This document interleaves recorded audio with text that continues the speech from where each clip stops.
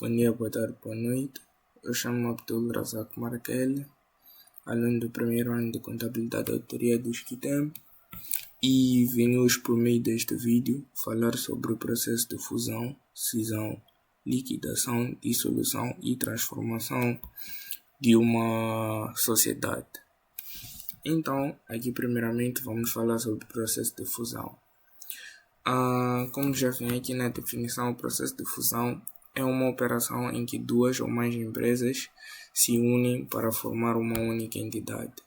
O objetivo desta fusão é aumentar a competitividade, reduzir os riscos e expandir o mercado.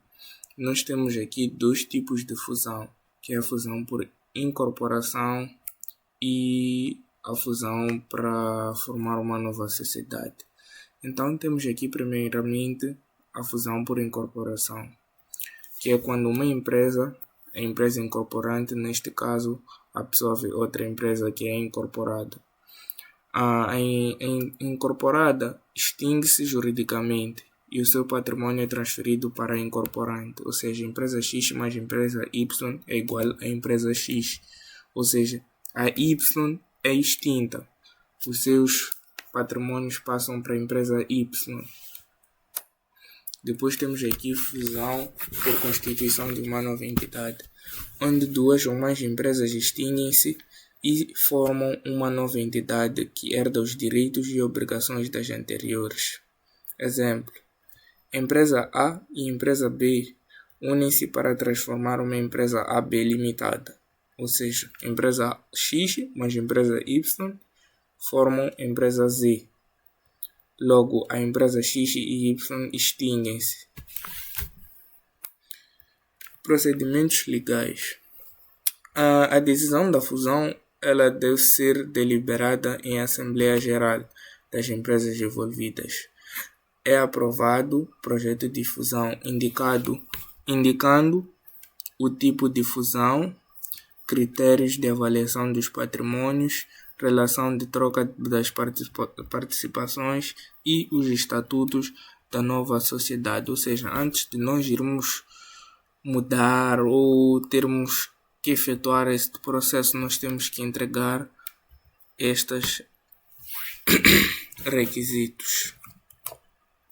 Depois temos aqui o processo de publicação e registro. O projeto, no final da fusão, ele é publicado no Boletim da República e submetido ao registro comercial. Há um prazo de oposição dos credores de 30 dias. Depois temos aqui o processo de avaliação patrimonial. A avaliação ela é feita independente dos ativos e passivos de cada empresa. Pode ser feita por perito independente ou um auditor. Depois temos aqui o processo de escritura pública e o registro final. Após a aprovação e ausência da oposição válida, realiza-se a escritura pública da fusão e o registro da nova sociedade ou da alteração da incorporante.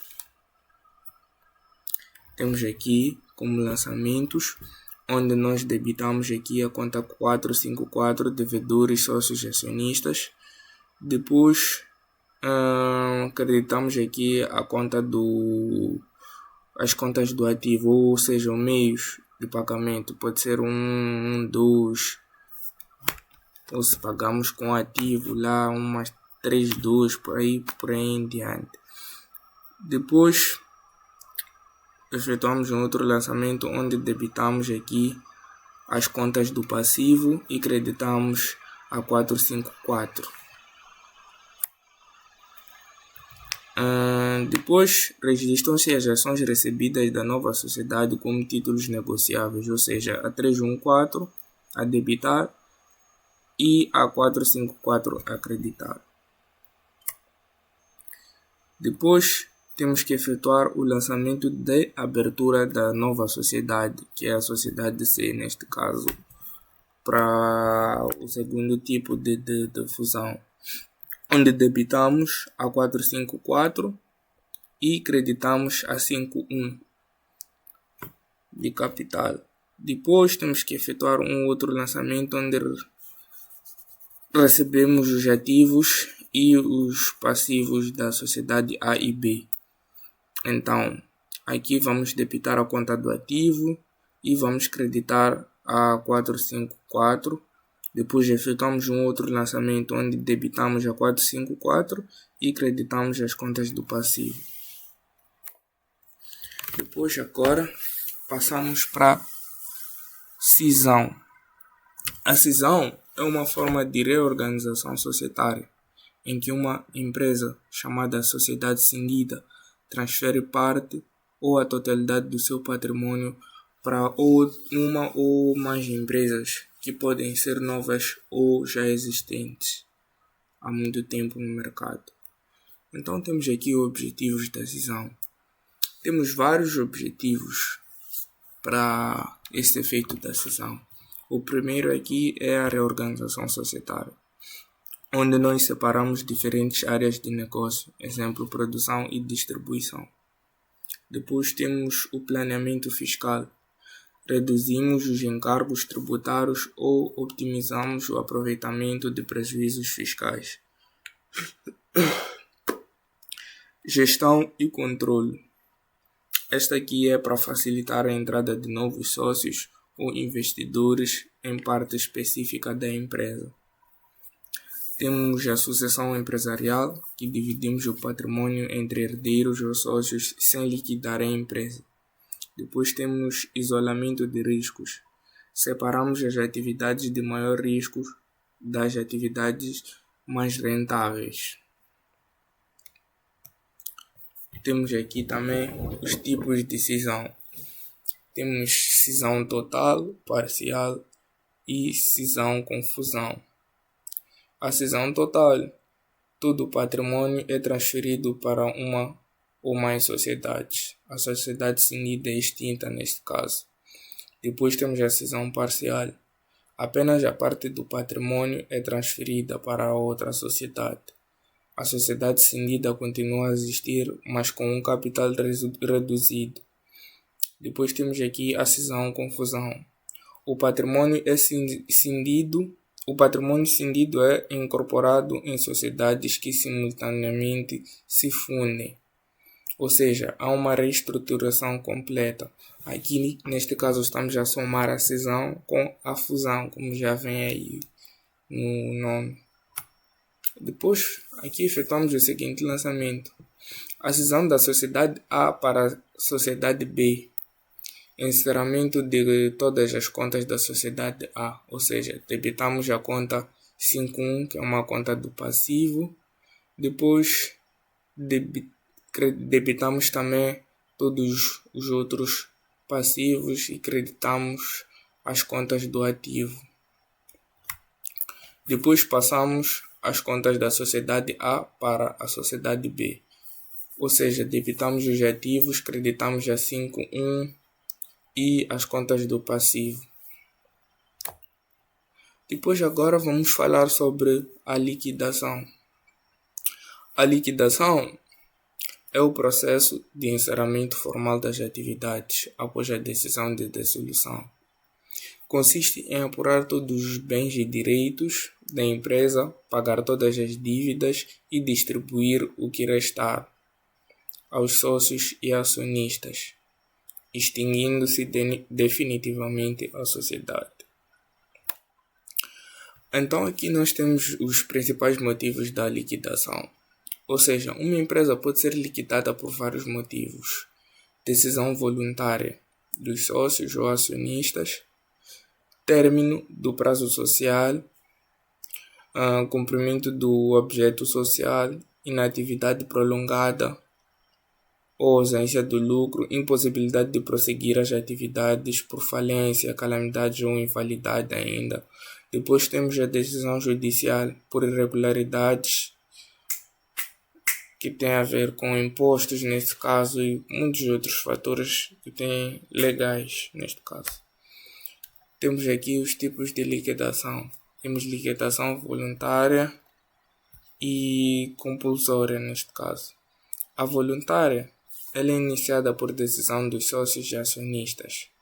Ou seja, a empresa Alfa Limitada, que atua no setor comercial decide encerrar as suas atividades por vontade dos sócios, uma vez que já atingiu os seus objetivos e não deseja continuar a operar. Compulsória, determinada por tribunal ou autoridade competente.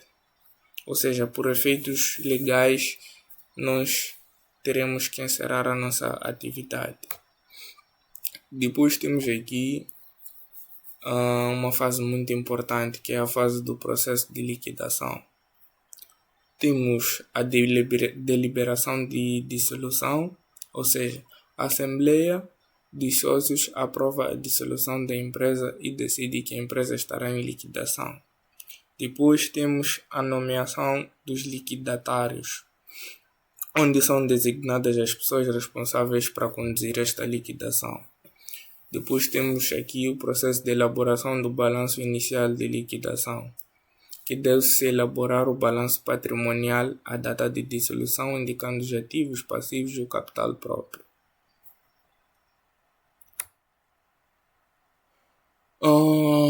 Temos aqui a realização dos ativos, onde transformamos todos os bens, direitos e aplicações em dinheiro, como vendas de imóveis, veículos, equipamentos, mercadorias, cobrança de clientes e recebimentos pendentes que nós temos a receber. Depois, pagamento dos passivos, onde temos que quitar todas as dívidas, neste caso os fornecedores, bancos, estados, os impostos que nós temos a pagar, os funcionários, salários neste caso.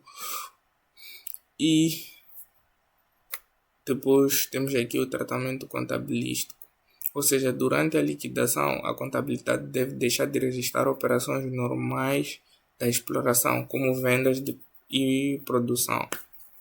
Deve focar-se em operações de encerramento, vendas de ativos, pagamentos de dívidas, como já havíamos explicado lá na parte anterior.